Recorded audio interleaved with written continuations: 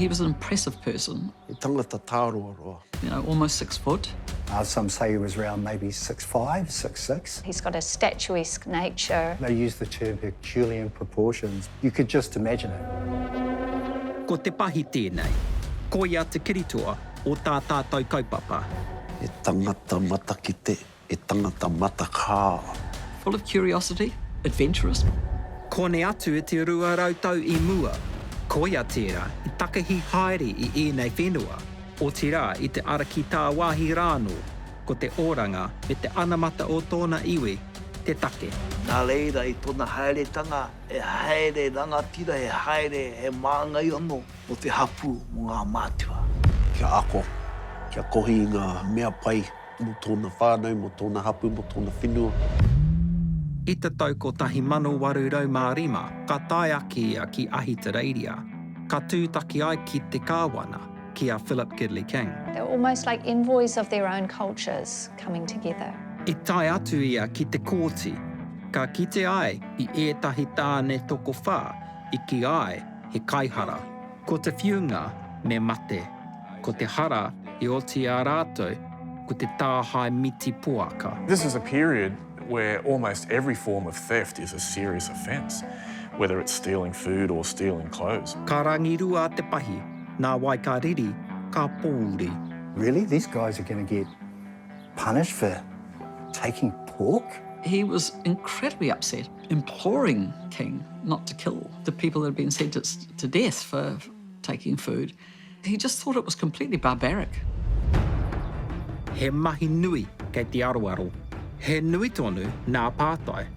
Ko wai e rā tāne, ia hatia rātou, ia hatia hoki a Te Pahi. Mā te kimi, ka kite. Mā te kite, ka mōhio. Mā te mōhio, ka mārama. Kia whai māramatanga tātou. Ka oti rānei ia tātou, te pono, te tūhura.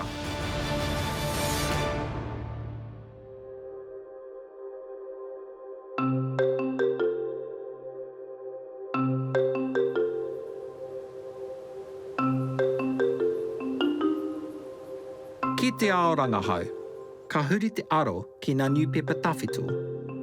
E mōhio ana nā rā, e noho ai a Te Pahi ki poi hākina, ā me ētahi tai pitopito mo te kehe.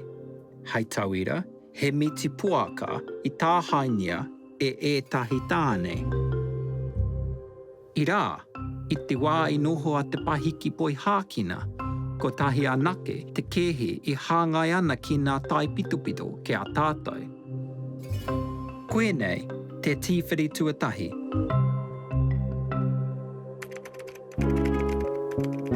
He āwhina rānei, ka oti I ngā mātanga hitori whānau. Ka tonua a Deb Morris no Genealogy Investigations, hei kai rangahau I te kaupapa, ka kitea rānei he uri no ēnei tāne. Ka tīmata te kimi haere.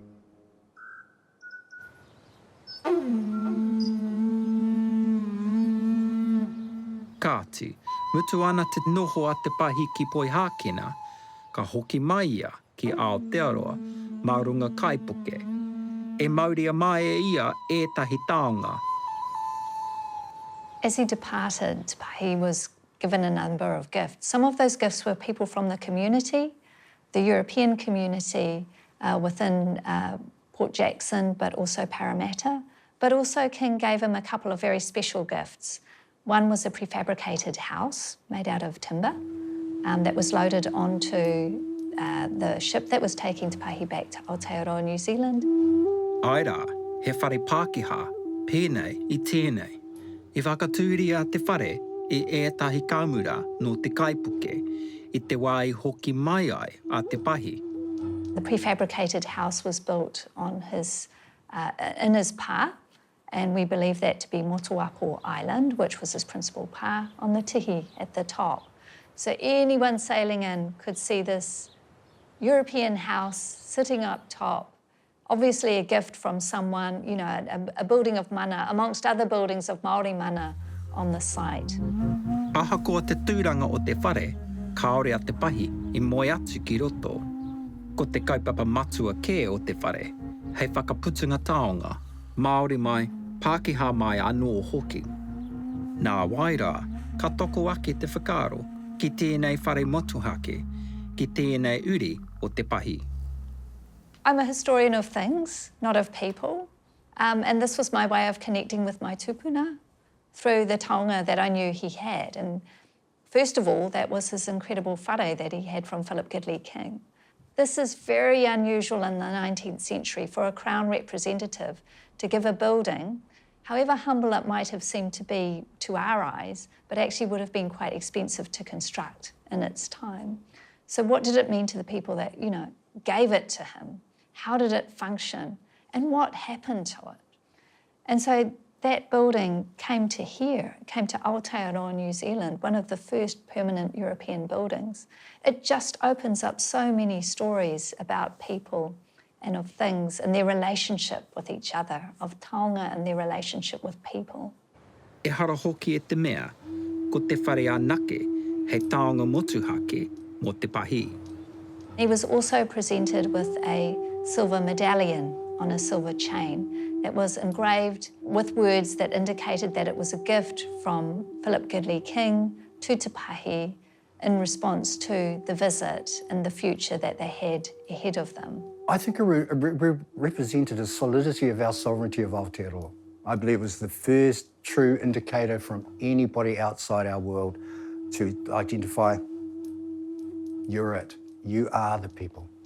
That is you. It's a tiny taonga, but it speaks volumes. It acknowledges the chieftainship of Te Pahi on one hand, but also this relationship that he has with Philip Gidley King. And you can imagine that for Te Pahi, coming back to Aotearoa, New Zealand, with a gift like that kind of said, I have been endorsed by the Governor of New South Wales, the King's representative in Australia, and we're going to trade. How important would that have been in terms of a representation of mana, but also, a representative of the Crown, giving something of equivalent value to a rangatira of Aotearoa, New Zealand.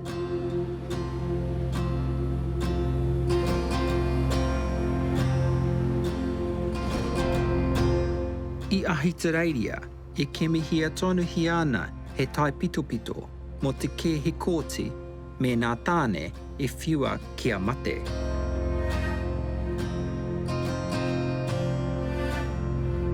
Tēnei wāhi, me he whare puka puka nui, ko te rua mahara o te kāwanatanga o New Hautewera.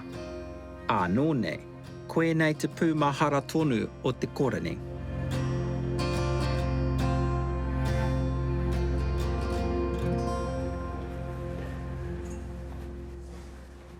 Kia ora. I'm Eugene. Beth, nice to meet you. Nice to meet you. Right, this is the place where we find everything we need. Yeah. Ka tūtaki au ki a Bethany Schiffer, he kaimahi, he mātanga hoki ki ēnei taonga. Ko tāna, ko te tuhinga tawhito katoa I konei, no nā rā tuatahi tonu o te koroni, no te tainga tuatahi mai o nā waka. I think we're inching closer. Very close now. E mohio ana ia ki nā tuhinga e hihi ana tātou. Ka kitea. February, how do we know these are the right ones? Oh, well, we've got our little the barcodes date, on yeah. them and the dates. There we go. There we go. These are the originals. All the original documents. Can't wait to look at them. He maramara hitori e nei, kua roa e naro ana. So we've got you set up over here. Okay. Ka taia e tātou ēnei pepakoti te tirotiro, ēnei tuhinga tawhito, nā te ringa tonu o te kaiwhakawā I noho ai ki te kōti. E tata ana tātou ki te āhuatanga I kite ai e Te Pahi. Okay. All right. So there you go. Thank you so, so much. All right.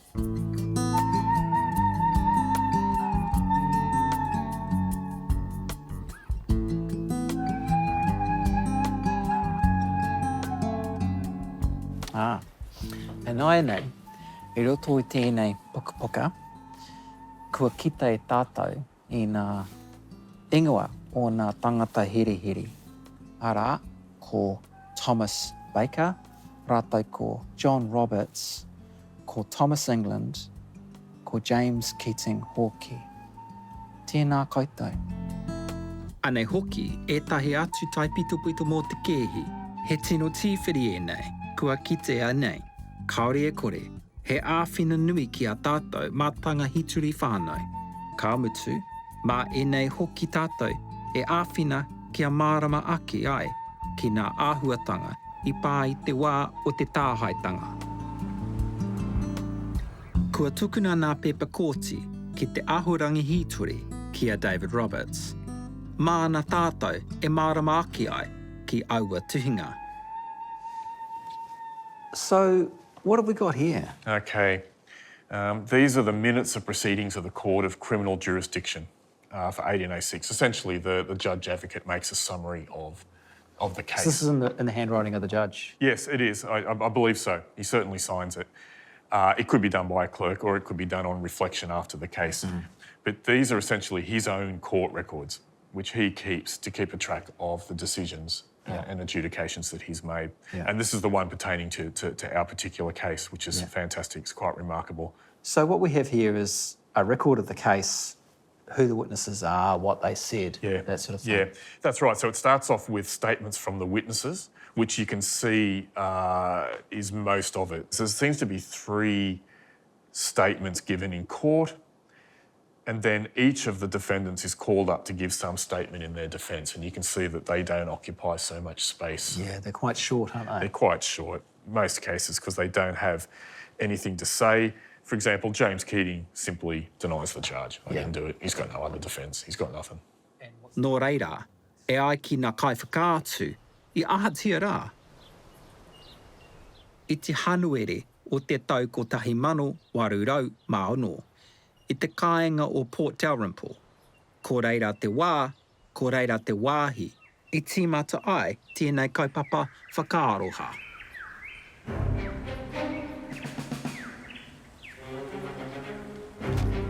I te tiro atu tētahi kai whakaatu ki te whatakai o te kāinga. Ka kite ai I tētahi tuāhua rerekē. Pātata ana ki te tatau, tērā tētahi tangata e tūohu ana ki tētahi kāho. Ka kite te kai whakaatu I a James Keating e tango atu ana I ētahi wāhi puaka I te kāho. He tangata kē atu hoki e tū ana I reira ko John Roberts tēnei. Ka mea tia atu nā wāhi puaka ki tētahi pēki. E ai ki te kai whakaatu I reira hoki tētahi hoia e tū he tere ana. Hoi, kahore mo te aukate I ngā mahi ko Thomas England tēnei.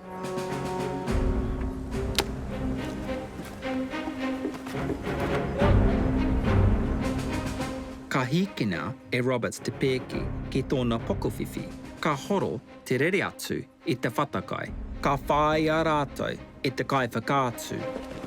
Nō te tainga atu ki te whare o Keating, e kore e kāhore e pō he rātou.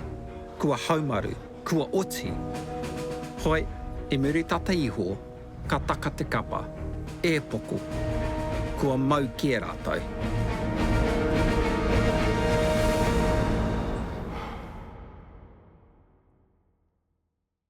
I've sat on this bench for 15 years, and it has seldom been my unhappy lot.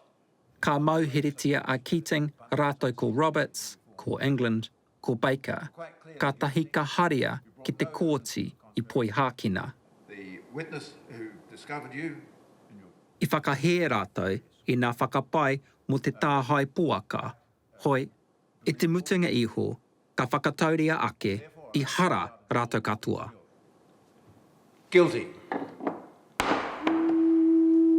Ko te whiunga hoki, katoa rātou, ka mate. Take them down. I māro te kai whakawā, ka kore tētahi, e puta ki te ora.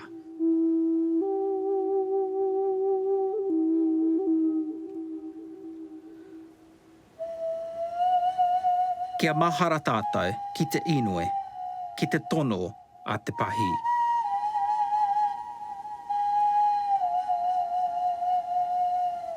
He tried so desperately to intervene. I think it astounded him that people could be punished for the consumption of food. Ia kei te koti, ka rongo akia, ngā kōrero a ngā rangatira, ngā kaiwhakawā. Tēnā pēr, i roto ana, i roto anō ia, ka titiro haere nei, kei hea ke ngā mātua. Hei tohu ngā rangatira nei. Ko ware ke rātou ki tēnei mea ki te taputanga o te tangata. Ko ware ke rātou ki te mana ki tangata. Kei hea ke ngā mātua. Nā, ka mutu ka mea au i te mutunga wako kōrero ko ngā tikanga katoa o ngā puhi. Ahu mai rā, timata mai rā i te aloha. I ahatia, e aro rānei a kāwana king ki a Te Pahi. Where would documents like this have been held? Well, they belong to the court rather than the government. Kua pānui a David Roberts i ngā pepa kōti, ka mātua whakamārama ia i te horopaki o te wā. Basically, there's been a series of crimes of people stealing from the government stores. That would be occurring in the context of hunger and want. And the only way to clamp down on that in British law is through severity. So that's why these men have got the death sentence. Te Pahi probably doesn't quite understand that context, and he doesn't need to. It's not his people, it's not his settlement, but clearly where he comes from, that sort of offence would not result in something so serious as an execution. Nō reira, whai muri i nā kōrero i nā tohi a Te Pahi, i whakaoratia rānei nā mauhere. So Te Pahi was desperate to save these men's lives. Do you know what actually happened? Can you tell us? Okay, so we know that he had partial success. Two of the convicted are actually reprieved of their sentences. The Governor King, as the royal authority, has the power to show mercy and reduce their sentences. And so two of the men, two soldiers who were not the primary participants in the crime, are reprieved on condition that they are taken out of the army and they become convicts, so they're put into servitude. Ko Thomas Baker, rawa ko John Roberts e rā. Ka pihia rā a Thomas England, rawa ko James Keating. Despite the protestations, two of the men are ordered to be executed, and that is the cooper, Keating, who undoes the barrels, and the sentry, which is Thomas England, who allows the crime to happen. Those two, they go through with the execution of those two men. I think the soldier, Thomas England, is executed at Port Dalrymple in front of his former soldiers and colleagues and convicts from that settlement. The other is the convict cooper by the name of Keating. He goes back to Hobart and he's executed there. Aue te mamai, aue te pauri. Ka aroha hoki, tokurua nā tāne e whakamatehia.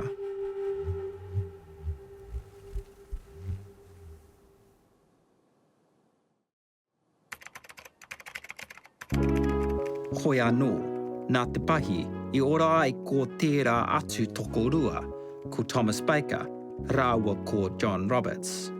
Kāti, me whakapā atu anō ki nā mātanga hitori whānau. Kia ora.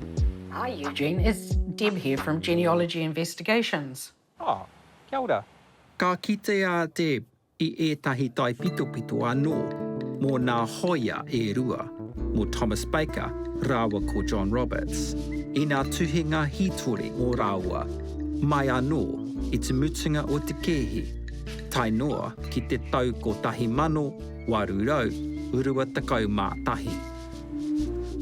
Fantastic. All right. Well, Haere tonu. thank you. Ka kite. Right.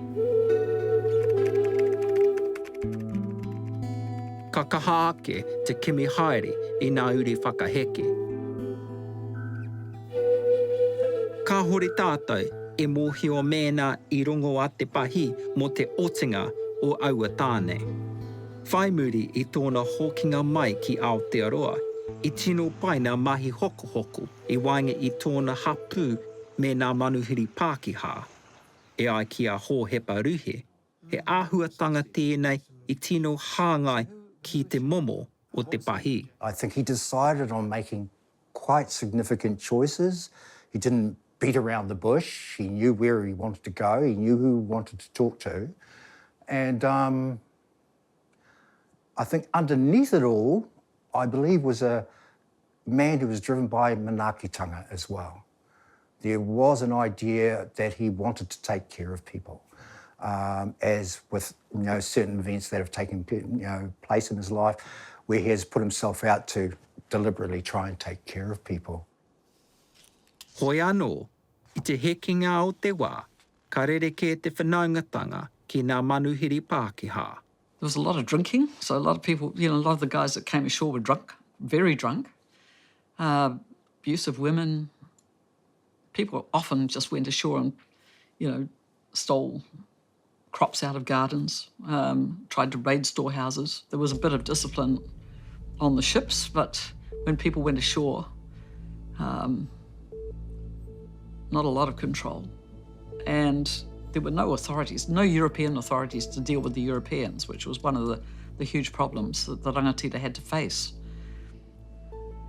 And also when people went on board ships, rangatira in particular, they were often treated in ways which were extraordinarily offensive. They might be flogged, they might be lashed up to masts, they might be insulted. And in that era, your mana and your tapu were your life force, like if your mana was trampled on and your tapu was desecrated as a rangatira, it's not just your life force that was at risk, it was that of your people. I pā hoki e nei mahi whakaiti ki a Te Pahi. He'd had people stealing and insulting and he tried to remain somebody who was on good terms with Europeans despite all of that. Koe nei hoki te wā, I pā ai ētahi atu tūāhua kino. Hei tauira, he raru nui me te māwiwi I pā I whangaroa, tata ana ki te pē whairangi. Over a period of a year, there had been some goading of the people of Whangaroa. Tērā tētahi kāpene kaipoke, I taka I aia tētahi wati ki roto I te whanga.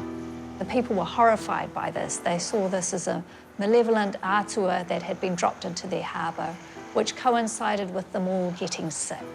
They had developed some kind of terrible contagious illness that led to the deaths of several people, including their own rangatira. So they were becoming increasingly wary about the European presence and what Europeans were trying to do with them beyond just trading. Koe nei te horopaki mō nā tuāhua I pā I muri mai, I te tainga mai o te kaipoki Boyd, ki Whangaroa I te tau ko tahi mano warurau maiwa. So it's hard to work out exactly what happened. It's difficult.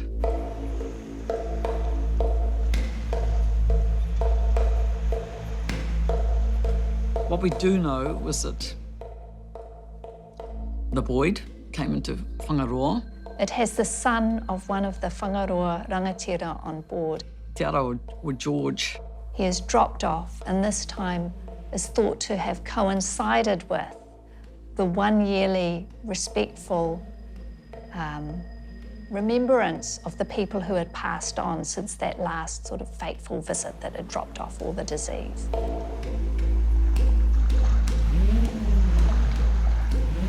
During the passage, he'd been really badly treated on board the ship and his body desecrated, basically. And he has been badly abused. This young chief told his people what had happened. They were infuriated. As a consequence, the rangatira there felt that it was their duty to create equivalence, and this was what happened in Māori society, and that meant enacting utu. Utu is not about revenge exactly, it's about balance. So if you attack the mana and the tapu of a rangatira, that has to be counterweighted. So a shore party was attracted off the Boyd. They were attacked. They attacked the ship, and it had a crew, but it also had passengers on board. And they killed nearly everybody on board, not everybody, and plundered the ship and burnt it. There was a huge explosion of gunpowder and the whole ship went up.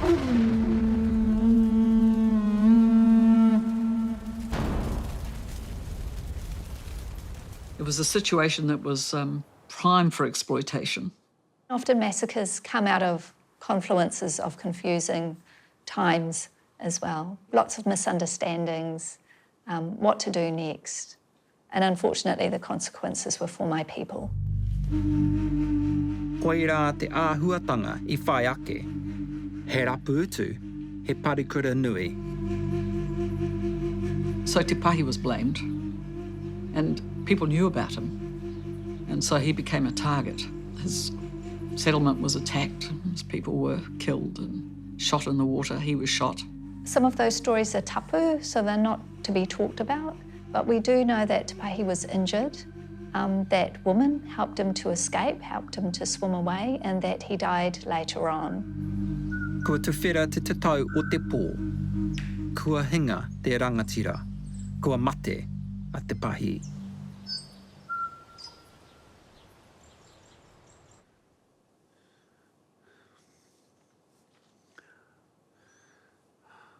This is somebody that had put up with so much from Europeans already. You know, he'd had people stealing and insulting, and he'd tried to remain somebody who was on good terms with Europeans despite all of that. Ko whati, te rākau, o te oranga mo te iwi Māori. And out of malice, you know, he was made the malefactor in the Boyd killings, and he was destroyed.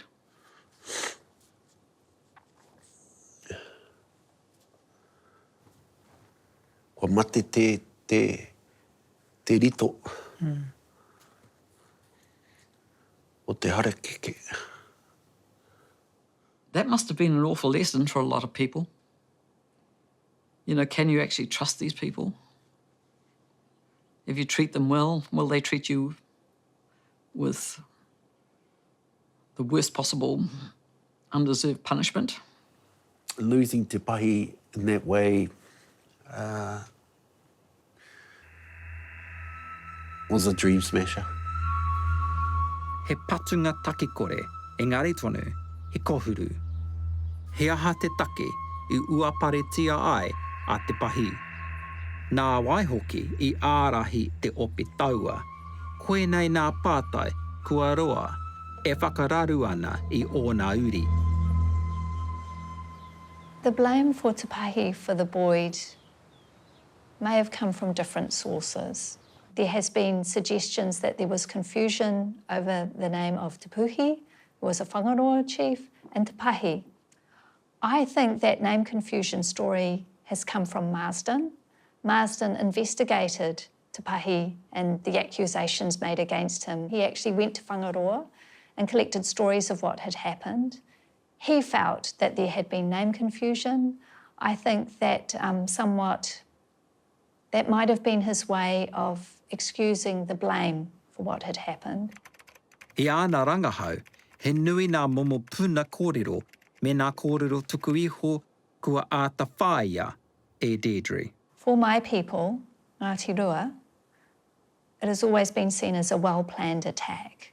They talk about redcoats being part of, that there were redcoats in the party that had attacked them.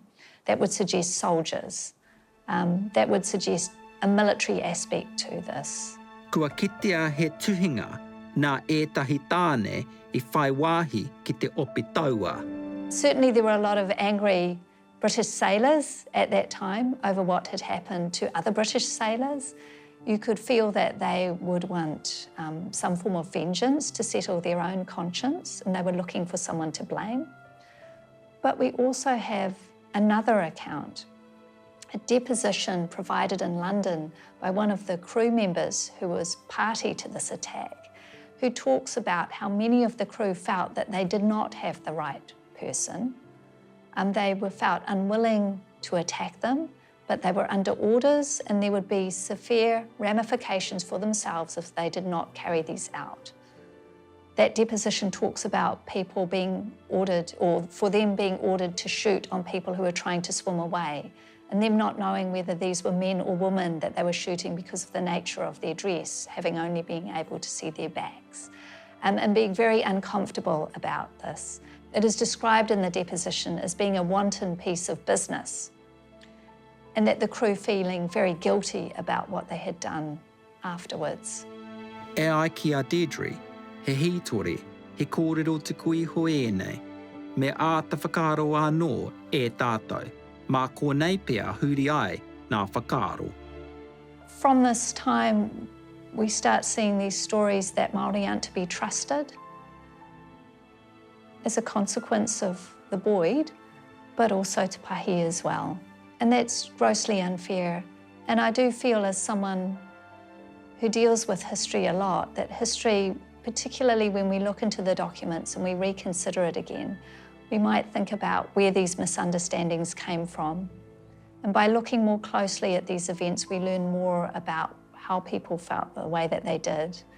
And perhaps some of these feelings that have been passed down between generations, you know, in my whānau, about feeling apprehensive about talking about our ancestor from time to time, but also very proud of him. You know, other people getting these stories passed down, people who've come to settle in our country, thinking that Māori are not to be trusted, all founded on a lie.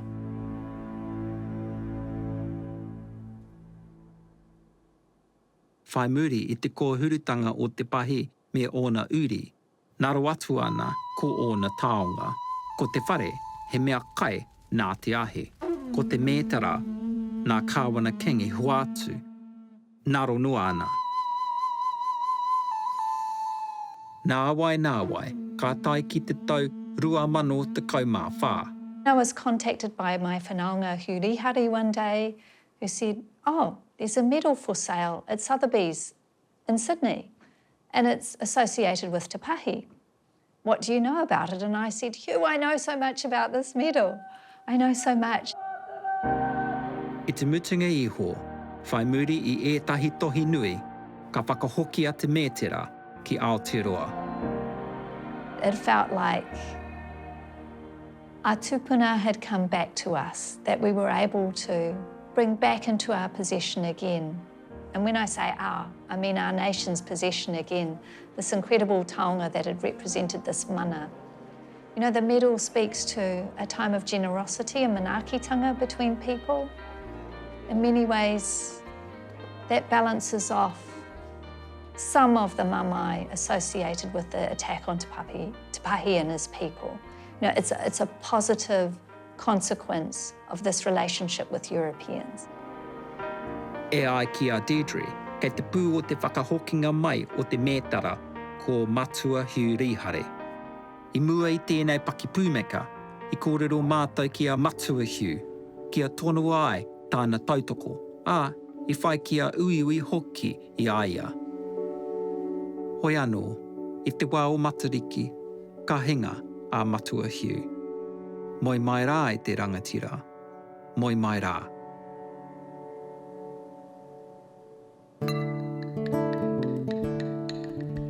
I kōrero au mō te whakaro ki a kemihia nā uri o nā mauhere. Peke ana te ngākau ki te rongo I taua kaupapa e hoa. He hono re mamātau, ngā uri o ngā titorina, ki te hongi, I ngā uri o ngā tāngata here I te rawa, o te rawa, I te kōrero ki a rātau. He henau ka tūtaki nei ngā iwi nei. I'd love to meet them. He henau kia longo a kōrero, a rātou kōrero e pāna ki tā rātou nei tupuna. He henau ke kite ake I roto te titiro kanohi ki te kanohi. Kia kite ake nei I roto I a rātou. You know, it's one of those things to desire to see face to face and to try and see what our tupuna saw. He saw purpose, as I mentioned, matakite, down the generations. He's looking at a people who will produce something wonderful. Although to the people at the time, I taua wā, the judges, they saw a person worthy of death. But to our tupuna, he saw purpose. He saw people whose generations will bring an impact to our lands, to our peoples, and that's what I want to see.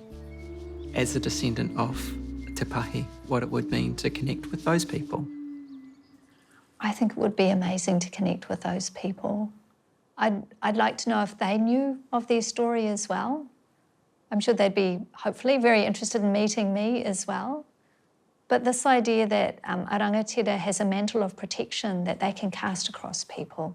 And I really do wonder if that's what he was doing when he made this proclamation to King that he wanted them saved as well. He was casting his mana across people. It would be an honour and a privilege to meet these descendants. Ka o ti rānei te whai.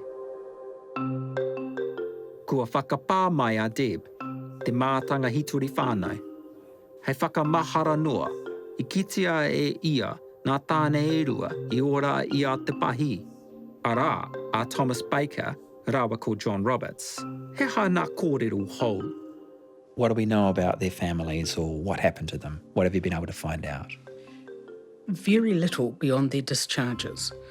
There is somewhat frustratingly quite a lot about professional soldiers, like musters and payrolls and that type of thing. But once they are discharged, often not very much at all. We couldn't find any evidence that they had married, nor that they had had children. So at that point, they were a little bit of a dead end in terms of the research. Nō reira, ka hore he uri o Thomas Baker, rawa ko John Roberts. Ka pēhia a Thomas England. Not married that we could find, and no descendants that we could find. No record of any descendants? No records of any descendants. So James Keating, what do we know about his life? James Keating was born in Dublin, Ireland. By the time he was 26, he was a cooper. So he made the barrels that things were kept and stored in, and it was a somewhat specialised trade. Mr. Keating got caught, along with two others, stealing tea from a merchant's warehouse. Keating and his co-conspirator were both convicted, and they were sentenced to death. One was indeed executed, but James Keating's sentence was commuted, sending him to Australia as a convict. So he cheated death once. Mm-hmm. He arrived in Sydney in April 1803, where he met Anne Millbrook. Anne herself was a convict, and in October of 1803, they got married, and by which stage Anne was already pregnant. Very shortly after that, they were sent to Tasmania, and it is believed that their son, William Dalrymple Keating, is the first white child to be born in the area, and in fact was possibly born on the boat.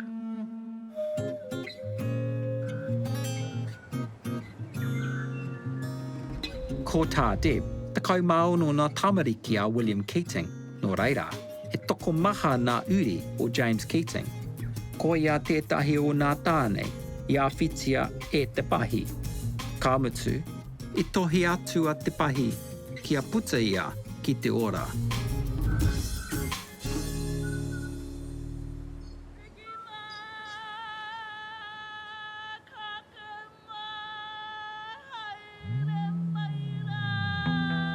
He hono tupuna, he hono uri. Ka tau mai nā uri o James Keating ki te tūtaki I nā uri o Te Pahi.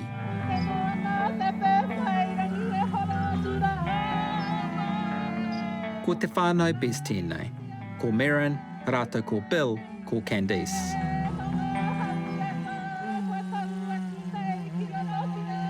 My name's Merrin Best, maiden name Keating.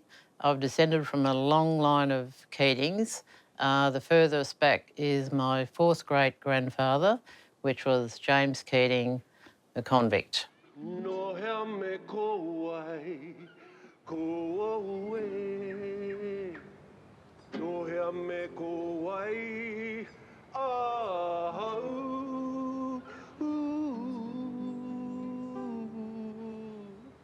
Ko ngā titore ina te hapa. Here mai e ngā uri a James Keaton, hare mai kūta. He honore nui tēnei kia mātu, kia kite a kanohi ai tāuata.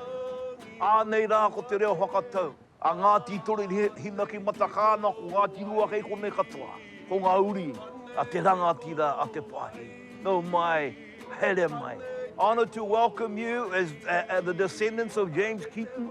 Welcome to the place where the pito of our tupuna Te Pahi was 7. Te tangata whare po a ka te tangata tō mare. Kia koutou ngā uri o he mikiti. Nau mai haere mai. Muri o mai te mana o tō koutou tupuna. Bring forth the words and the stories of your tupuna. We look forward to hearing them. We look forward to sharing. Ka kahuri ana te whānau Keating ki te korowai o te manaakitanga.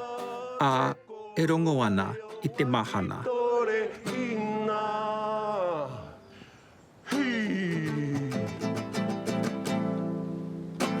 Kia rongo nei rātou i te mahanatanga, te awhi o tēnei hapu. Our tupuna began it when he spoke, but what an honour to generations later fulfill what our tupuna started. What's that? To bring them to the warmth of our awhi, to the warmth of our embrace, so that they will know kia mōhio ai rātou ki te mahanatanga o tō mātou awhi, ki te aloha o ngā uri o te pahi.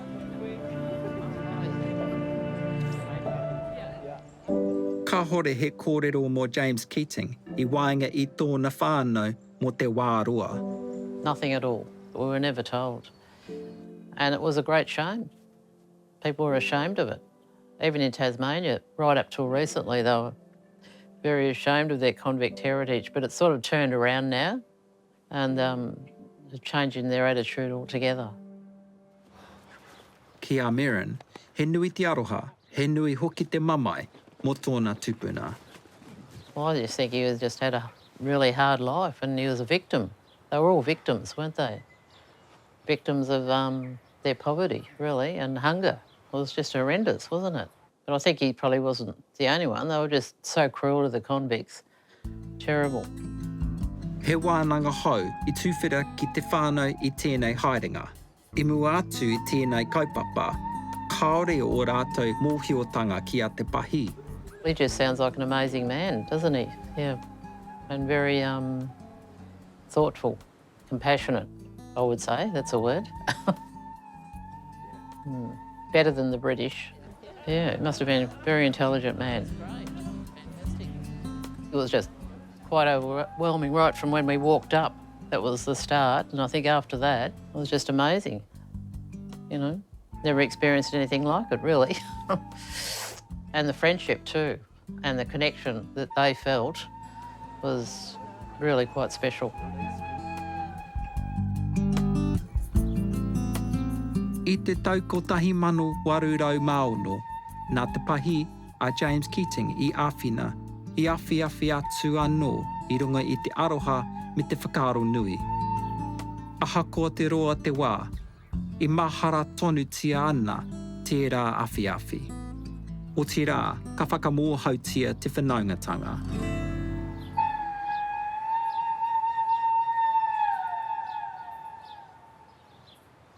I feel in the same way that we repatriated the Te Pahi medal 11 years ago. I feel, and if you forgive me for saying this, I feel that we've repatriated you today. And you are part of our whānau now. And you were always going to be part of our whānau. And I know, as Ngāti Rō, and having a terrible crime committed against us, and having to live with a falsehood, under that falsehood that we were responsible for something that we didn't do, and the intergenerational effect that that has had for our people over 200 years, and having to hide an important history, which was a history of mana at the end of the day. As I understand, you have uncovered your story. So I stand here today as your whānau. And I'm very proud to be here on my whenua, speaking with you. Kia ora. Kia ora koutou. Tēnā koe, Deidre. Well said, well said.